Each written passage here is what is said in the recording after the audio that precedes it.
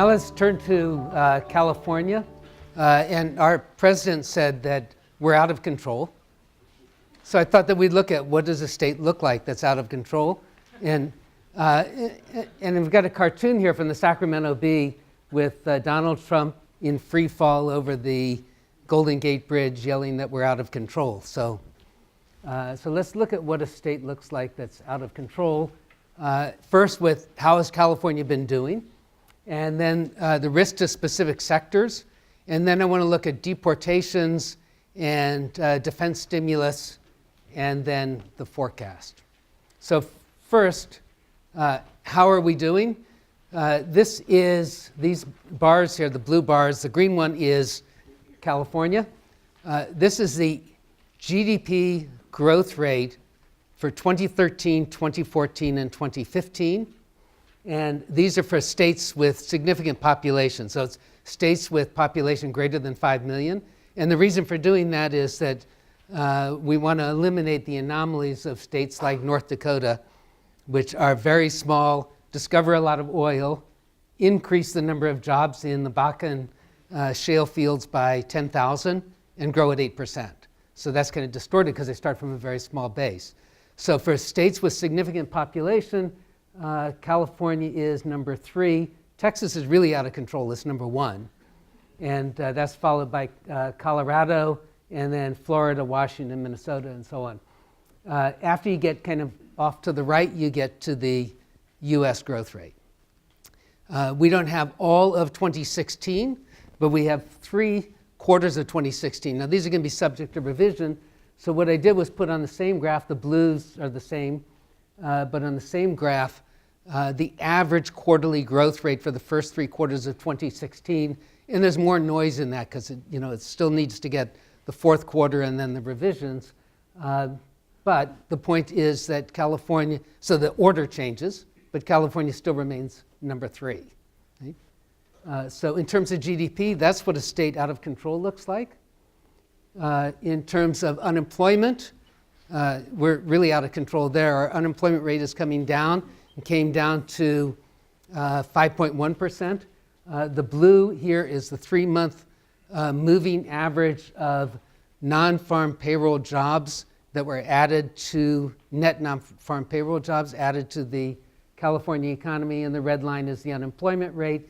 And as the unemployment rate comes down, as David said, for the US, is true for California as well, you have less slack, less idle labor resources to draw upon.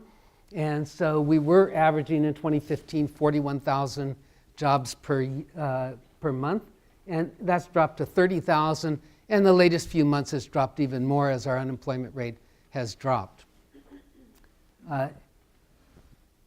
What's really interesting now, we used to talk about this bifurcated economy and the slow growth in inland California and how everything was being driven by the Bay Area. This is regional. The US is here in red. Over on the left is the Inland Empire, the Mid-Coast, and the East Bay.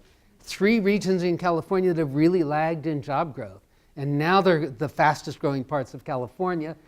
You expect San Francisco to be up there, but it's number 4, followed by Sacramento and the Delta, Silicon Valley, and then the rest of California. Los Angeles is over here growing slightly slower than the US. So we're getting kind of a much more evenly spread growth, and the inland parts of the state, the slower growing parts of the state, are catching up. I'll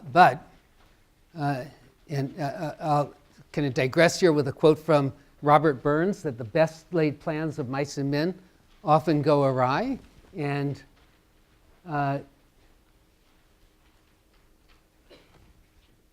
here's a number of ways that they can. So as David said, there are a lot of policies that are being talked about in Washington. Most of them don't have any form. We don't know what's really going to happen with them. But I thought I'd outline the sectors where we might not stop being out of control in the way that you've just seen. Healthcare and social services, what's going to happen with Obamacare? So we didn't know, we thought we knew, now we don't know. And leisure and hospitality, Well, the strong dollar makes the U.S. Less attractive because it's more expensive for foreign tourists, and the travel ban and visa situation also makes it more costly to come to the U.S. On vacation, so that could impact education, defunding because of sanctuary cities and new education policy, that we might get guns to shoot grizzly bears on our flag. Construction interest rates and tariffs can affect that, particularly in the logistics industry, and I'll show you a chart on that in a minute. Professional, scientific, and technical, so that has to do with exports, but also with visas for talented people to come and work in California's tech industry. Transportation and warehousing, tariffs and trade wars can affect that. And then agriculture, deportations and tariffs. We have a lot of sectors that are potentially at risk here. Manufacturing, tariffs, and trade wars. So let's take a look at where these jobs have been happening in California, and these are the sectors that are potentially at risk. On the left-hand side is healthcare and leisure and hospitality. 1/3 of all jobs in the last 3 years are in those sectors. And then these other sectors that are at risk that are up here: education, construction, professional, scientific, and technical, warehousing, farming, and manufacturing. That makes up another 1/3. So 2/3 of California's employment growth is potentially at risk if all of these policies take form and impact those sectors. So let's look at how those sectors have been doing and get some idea of what this means. So this is California seaport traffic. The bottom line is exports by sea from our major ports. And as David showed you in the national, exports through our major ports are just flat. They have not been doing anything. This graph goes from 2006 to 2017. And since 2011, just flat, nothing much happening. But imports have been growing.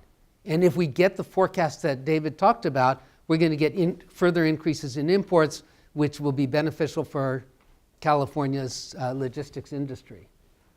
For air cargo, though, both exports and imports, international exports and international imports, have been growing. So the exports are California manufactured goods that are time-sensitive and valuable goods, and we see a kind of a nice trend there. So this is at risk, certainly.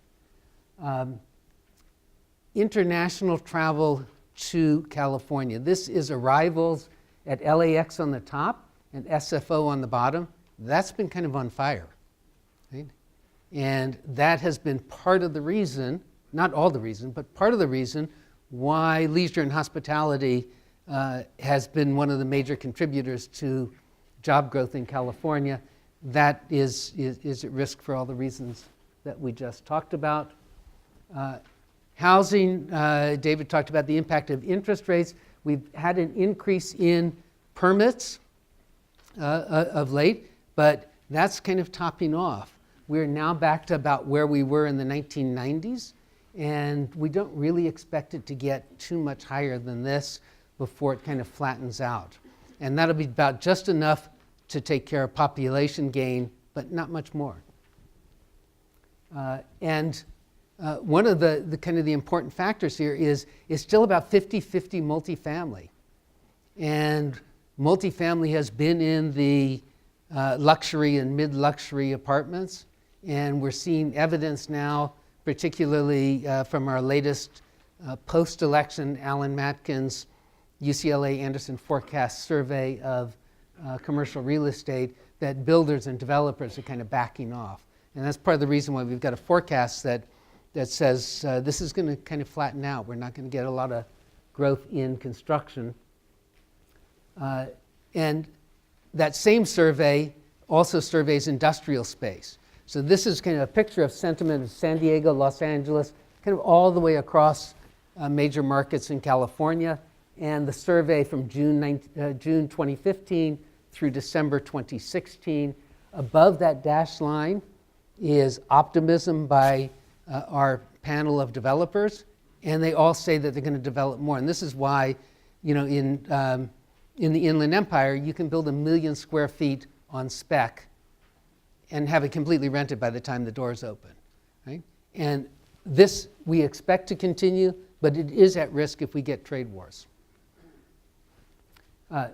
So deportations. The last time we were together 3 months ago, I said it can't happen right away and it'll be expensive. That was wrong. It can't happen in the sense of 1 million deportations right away, but kind of selective scares, which is what is happening now with the changed rules of engagement, can keep people from going to work or showing up at the fields. And so you can have a similar impact as long as you scare people away from the labor market.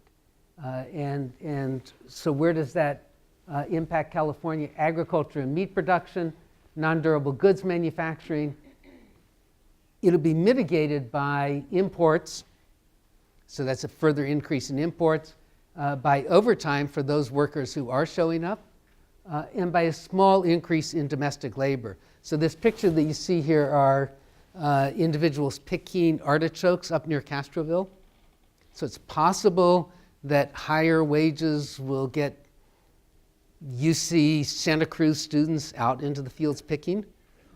Maybe not too many, but some. So we'll have a small increase in domestic labor, and again, you're going to have to learn how to mow your lawn again. We've got rain, we got grass, but we may not have gardeners. And there'll be multiplier effects on those neighborhoods that are heavy in undocumented residents. Okay, defense spending. We think that the defense spending is going to go through. It's going to be a lot of dollars, and that's going to be meted out over time. But there are capacity constraints, particularly here in California.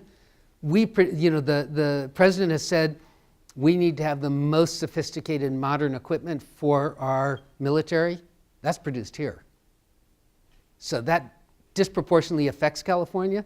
But in a full employment economy, we don't have a lot of capacity. So this is a train in India that's kind of out of capacity and sort of illustrative of where we are. What that means is higher wages, that's good, to draw people in who are skilled people from other parts of the country, and that'll affect the price of housing.